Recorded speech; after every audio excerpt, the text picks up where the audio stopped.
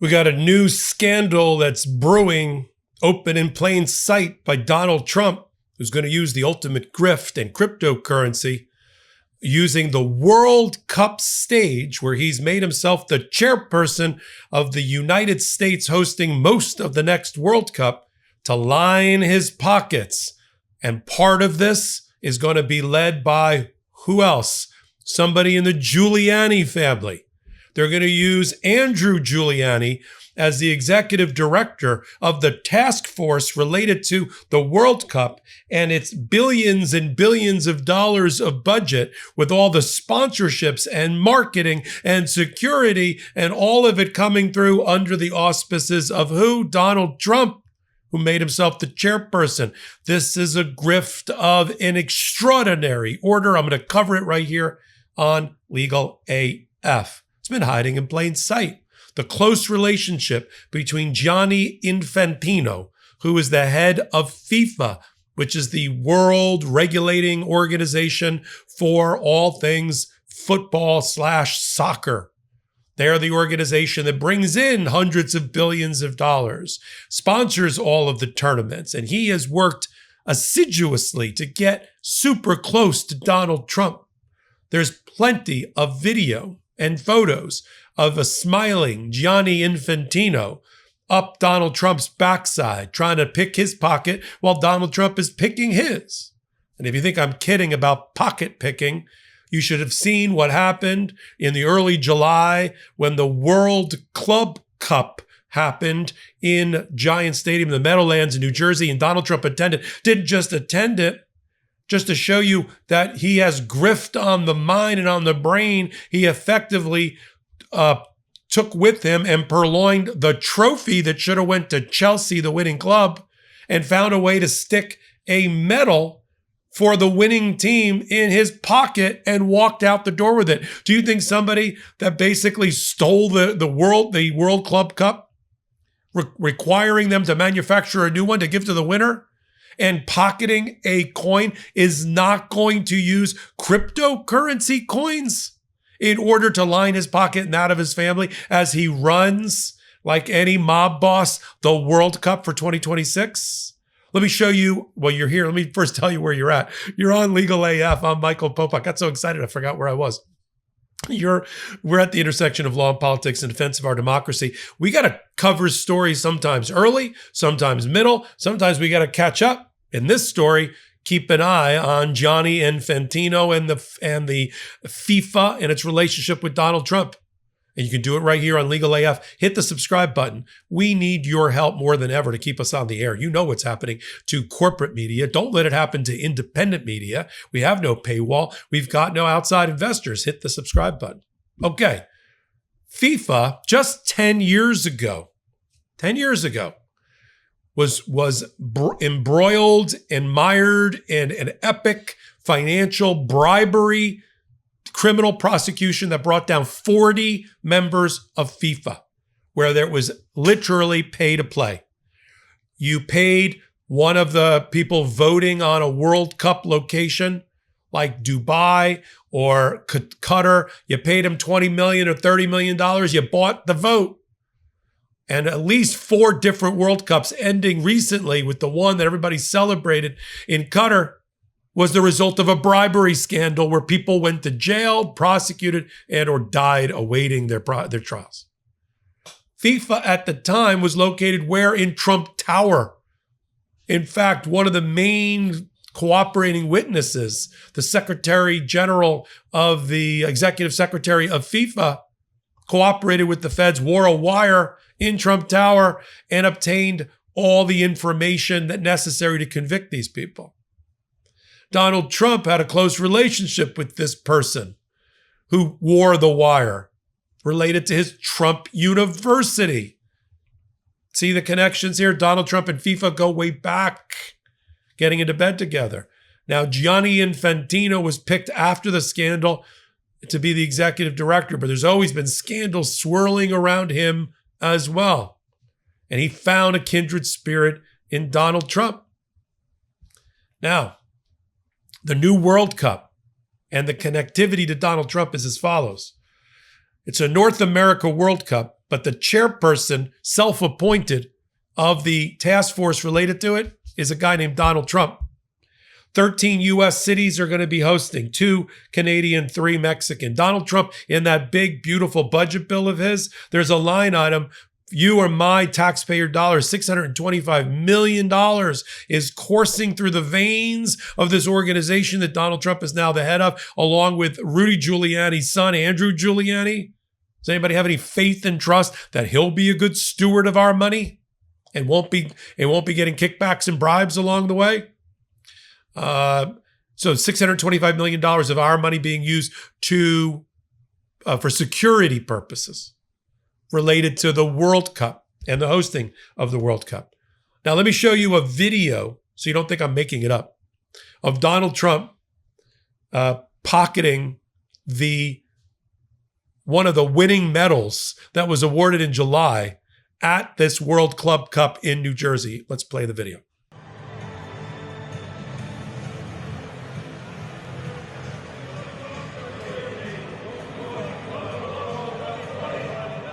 The Chelsea players were so dumbfounded as to why Donald Trump was even up on the stage while the cup was being awarded to them, that one of their main strikers, who was an MVP, who got the golden ball, the golden boot, he said, I don't even know why Trump was up there. And then Chelsea, when it published its official photo of the team, obviously celebrating their big victory, they photoshopped Donald Trump out of the photo.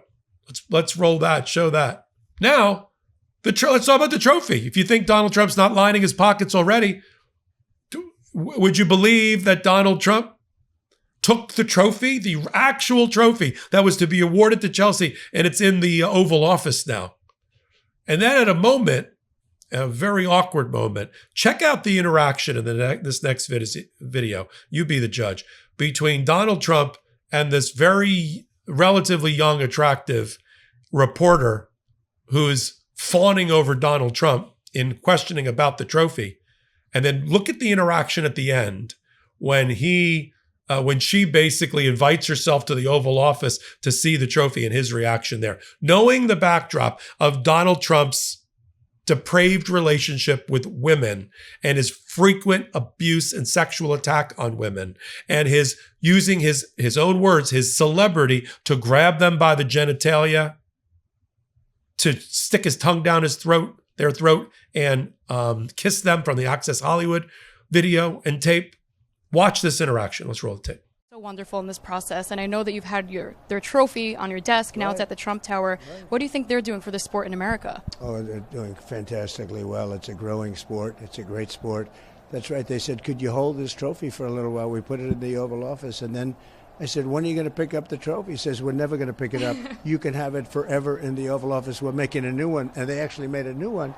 So that was quite exciting, but it's in the Oval. Right now it's in the Oval. Oh. Okay, maybe I'll come see it. Good. So how does Donald Trump going to grift? Not whether he's going to grift during the World Cup that he's leading. First, he puts in a bootlicker, sycophant, a spineless member of the Giuliani clan named Andrew, who will do anything for Donald Trump. Then he put Kristi Noem and Homeland Security also in charge of the task force. So 2 people that are willing to do and say anything for Donald Trump are in charge of the billions of dollars that are going to be going through this tournament.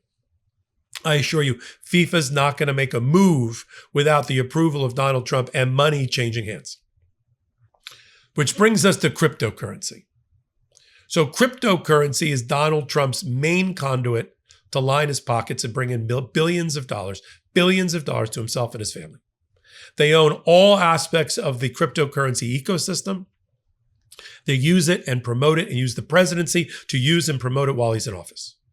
They own the coins, the meme coins, the stable coins. They own the brokerage. They own the liquidity pool. They own the platforms. They own the mining companies. They own it all. And then they take in foreign investment through their cryptocurrency outside businesses that they could never take from foreign investment in donations into the campaign, because they would be illegal. So instead, Justin Sun put several hundred millions of dollars through Donald Trump's cryptocurrency company. Abu Dhabi, through a corrupt guy who used to work for Binance, that we refer to as CZ, brings in $2 billion investment through stablecoin through Donald Trump's own platform. Donald Trump's made hundreds of millions of dollars, approaching $500 million since he's been in office in cryptocurrency. And he was asked about whether, with Infantino, he was going to be producing a World Cup dedicated meme coin, and he said it would be bigger than FIFA itself. Play that clip. That coin may be worth more than FIFA in the end. It could be quite a coin, actually. So the thief just told you how he's going to rob you. It's out in the open. There's no guardians. They've been replaced by crash test dummies like Giuliani's kid and Kristi Noem. So there's no guardians. There's no gatekeepers. Donald Trump can do anything he wants. We know that he will squeeze Gianni Infantino to within an inch of his life to get funding and money and kickbacks and bribes back to him and to companies that Donald Trump supports and owns in the cryptocurrency area. And Donald Trump will then trade on the FIFA, his executive chairmanship of all of the World Cup for 2026 by issuing a meme coin that'll make him hundreds, if not billions of dollars. This is what people, not you and me, but this is what a majority of people wanted to have in the office, because they didn't realize that Donald Trump, supercharged and superpowered by the Supreme Court immunity decision, would go on the ultimate kleptocracy, thieving and stealing spree we've ever seen out of a White House. Ever. No one comes close. Most corruption is about power. That's what Nixon was about, power, not money. Donald Trump's about money and about walking out with multiple billions more than he walked into office for. While he's allegedly doing his day job of upholding the Constitution and making your and my life better and protecting our national security, our health, and our economy. He's not doing any of that. He's fallen in love with sports and the ability to make money through it. And I wanted to call this scandal out early. There's a good report in New Republic by Mary Pappenfuss, who kind of ties a lot of this together. We've been following a lot of these matters in the close relationship, the almost criminally corrupt relationship between Donald Trump and FIFA, who ironically moved back in to Trump Tower after they left after that disgusting bribery scandal 10 years ago, forced them to leave in the middle of the night. They're back. They're back in Trump Tower with their landlord, Donald Trump, lining his pocket with FIFA money.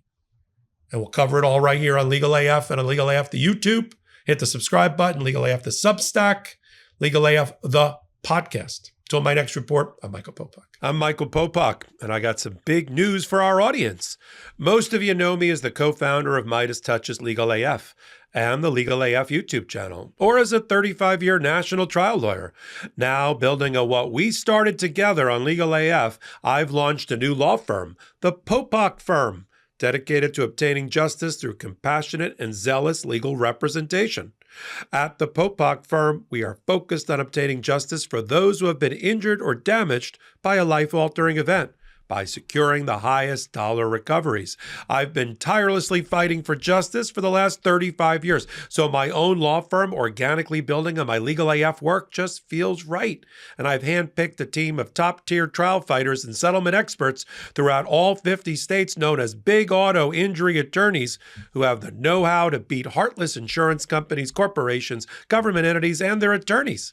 Big Auto's attorneys working with my firm are rock stars in their respective states and collectively responsible for billions of dollars in recoveries. So if you or a loved one have been on the wrong side of a catastrophic auto, motor vehicle, rideshare, or truck accident, suffered a personal injury, or been the victim of medical malpractice, employment harassment or discrimination, or suffered a violation of your civil and constitutional rights, then contact the Popok Firm today at 1-877-POPOK-AF or by visiting my website at www.thepopokfirm.com and fill out a free case evaluation form. And if we determine that you have a case and you sign with us, we don't get paid unless you do. The Popok firm, fighting for your justice every step of the way.